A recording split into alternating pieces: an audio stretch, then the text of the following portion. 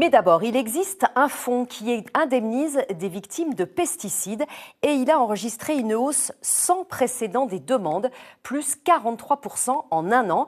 Il faut dire que de plus en plus d'agriculteurs victimes de cancer prennent la parole et saisissent les tribunaux. Loane Leroux et Maxime Jaglin. Pendant 25 ans, Jean-Yves a utilisé ce tracteur. L'appareil à traiter se trouvait derrière. Les produits de traitement avaient tendance à rentrer plus dans la cabine sans protection. Sans masque, sans gants, il traitait ses cultures, ses animaux avec une cuve de 1000 litres de pesticides. C'était plus la coopérative qui nous disait tu mets ce produit-là, tu n'as pas de problème. On ne nous a jamais dit qu'il y avait des soucis avec les produits de traitement.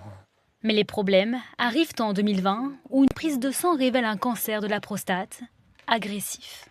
Tu vois là, c'est à 6,56. Alors qu'on le surveillait tous les ans, il a grimpé d'un coup. Je savais qu'il n'était pas des doses si importantes que ça au niveau des pesticides.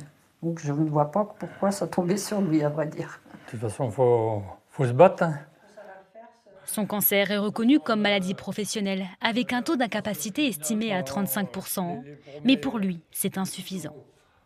Ça peut donner la puce à l'oreille à la MSA de faire des trucs de prévention au niveau des écoles et le monde agricole.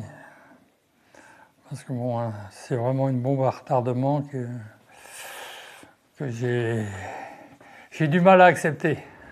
Il a demandé la réévaluation de son taux d'incapacité devant le tribunal judiciaire de Nantes avec le soutien de ce collectif.